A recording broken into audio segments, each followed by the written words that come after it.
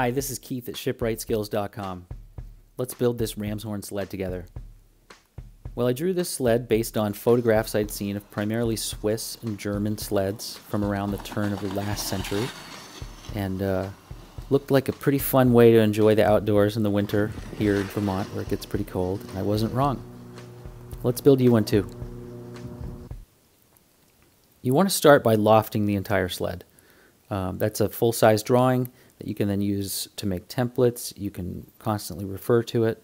It works out a lot better than a small plan where you have to constantly read a tape measure and measure things. So you start by making a nice baseline and a nice vertical center line that's 90 degrees to the baseline, so perpendicular. I then made a bunch more parallel lines to that on verticals, and then 90 degrees to those horizontal lines. I like to use dividers because I feel like it's pretty accurate. So once you have that big piece of graph paper to draw on, then you can start to draw the sled in earnest. Here I'm plotting the inside of the ski, which is what we'll use to make the template for the ski lamination jig. At the same time, you can draw the seat, you can draw the legs, you can draw the skis, you can draw all the bolts. Basically every angle, everything can be figured out at this point, so that way you have a nice set of plans to go from and there aren't any questions later. By doing this on a piece of light colored plywood, doesn't have to be thick, you've now created a durable set of plans, unlike a piece of paper, that can be used like a tool around the shop.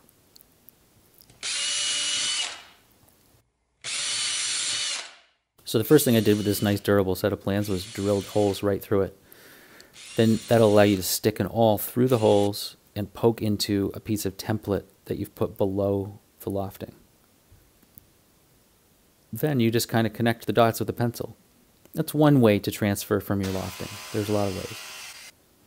Then you can cut along that curve, and however you do that, it's up to you, but we're just making the jig for laminating the skis at this point. So it's got 2 layers of 3/4. You could cut one and shape it perfectly and then cut the second one with a flush trimming bit on the router, or you could just do what I did where I bandsawed them both out and then I screwed them together and belt sanded them the same. Whatever way you do it's up to you. You just want to make sure that there aren't bumps, and you want it to be square, so that way the ski doesn't have any warp or twist or weird spots in it. So the more time you spend on this, the less time you'll spend trying to fix your ski later. So I selected very straight grain red oak for this. You can use a lot of different woods for this, but I went with red oak because it was available and I know it bends well. It's very straight grained, and it's not quite as heavy as white oak, so dragging it uphill I thought would be nice. After you rip it to width, then you can turn it up on edge and resaw it. Now, how you do this is up to you. I'm not recommending the way I'm doing it, but that's how I did it. I made 10 strips for each ski, plus a couple of extra ones to put on the outside to keep the clamps from denting everything.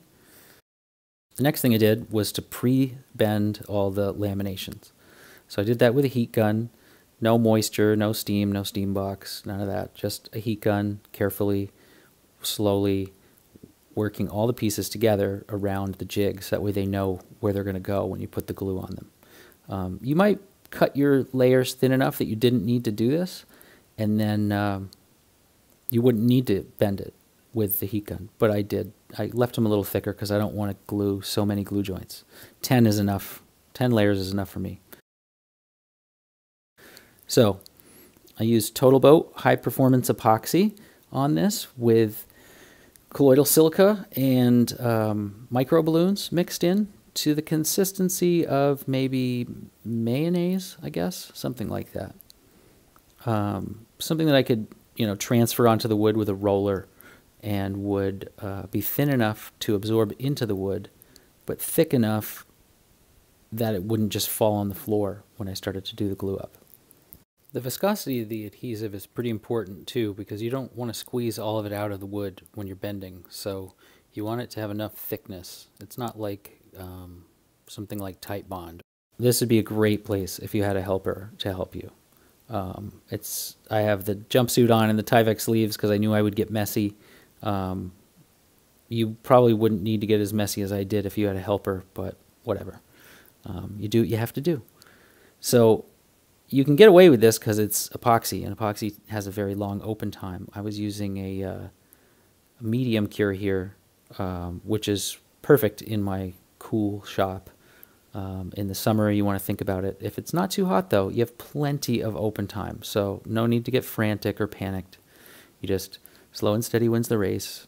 Work all those pieces around without any gaps, and you'll be way happier with your ski if you do. But if you had a helper right now, you could work with 2 hands instead of 1. And if you have a friend who has clamps, borrow those clamps. You want to use all the clamps that you can find. I put a strip around the outside to defend the ski from the clamps, and I put packing tape on that strip. There it is. So that way it wouldn't get glued to the ski. And then I put packing tape on the jig, plastic on the bench, and a little bit of cardboard on the floor, and I didn't make a mess. As you can see, it comes right off the jig, no problem, no spring back, nice straight flat skis.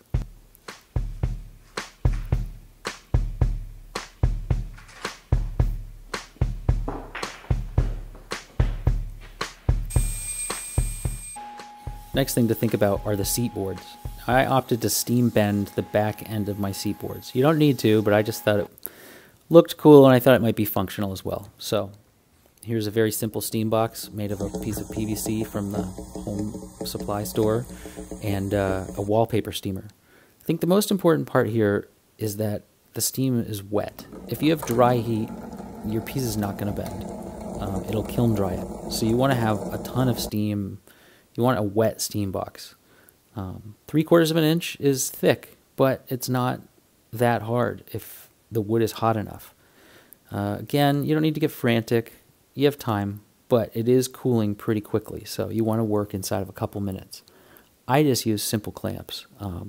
You could get, as complex with this as you want, but I just used a few clamps and walked the piece in.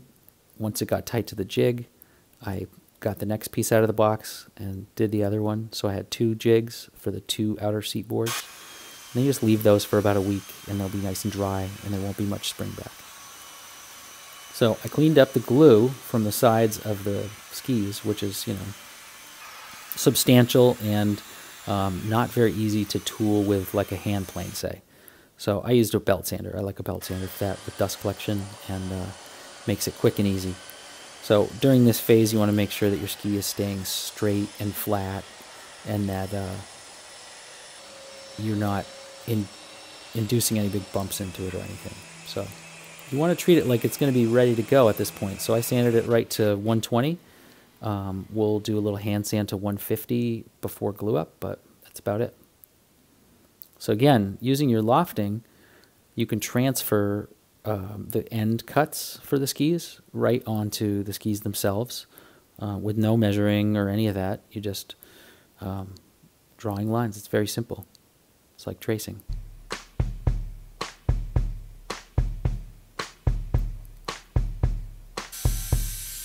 I used a jigsaw to cut the ends off. You can use whatever you want, but I like a jigsaw for this. Leaves kind of a rough cut though, or at least this blade did. So I had to take some hand tools to it. There's a little round file. There's a Cliff Dufton carving knife. That thing's awesome for this. Rasps, files, sandpaper, you name it. Whatever you have, try to make the end pretty. And I'm picky, so I wanted it to look just like I did the sides. So I sanded it right to 150 eventually. So here I am taking any little dents or any imperfections off of the faces of the skis, the top and bottom, and just being careful to keep everything 90 degrees. So at this point, those skis should be ready to go, sanded to 120. The next step is to figure out the mortise and tenon joints for the thwarts and the skis. So there's a leg laid again right onto the lofting, and I'm just tracing the locations for the mortise, for the tenons, onto the legs. So you can take the angles, all that stuff, and you don't ever need to know what that angle actually is at this point. You just transfer it. Simple. So I transferred it onto every face so that when I cut it, if I cut a line off, I still have other lines on the other faces.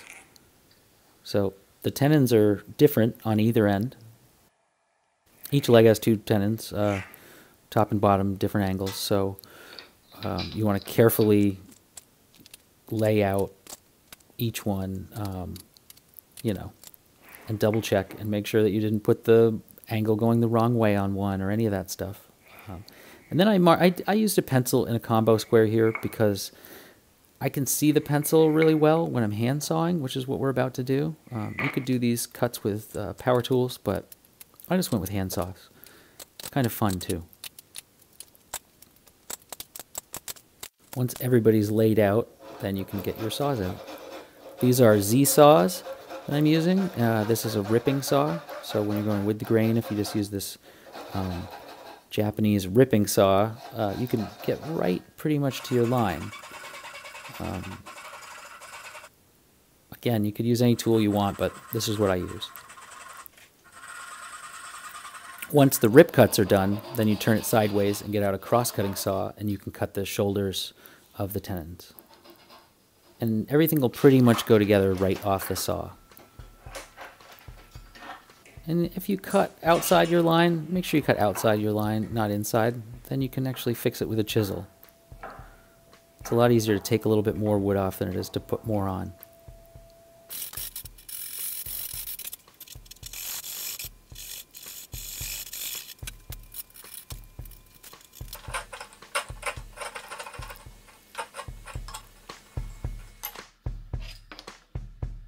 Here I am laying the mortises out onto the thwarts. So you want to be thinking about what you're doing here, and I wanted to just double check, make sure a couple times that I didn't do anything wrong at this point. So by doing it right on top of the lofting, you pretty much can't go wrong. This also gives you like a good chance to sort of visualize how everything's going to go together.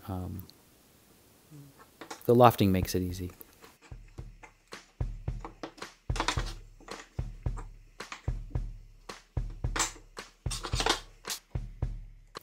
So I like to drill out the waste in the mortises a little bit with just a drill bit ahead of time before I get out the chisel. I think it saves me a little bit of time. It's a little easier on the chisels in your hands. But you can do it however you want. So here you could use dowels, you could use dominoes or screws or whatever you want. But I just went with a big mortise and tenon joint. It's going to get glued together with high strength epoxy and reinforced with steel. So I'm pretty confident that this will be a good joint.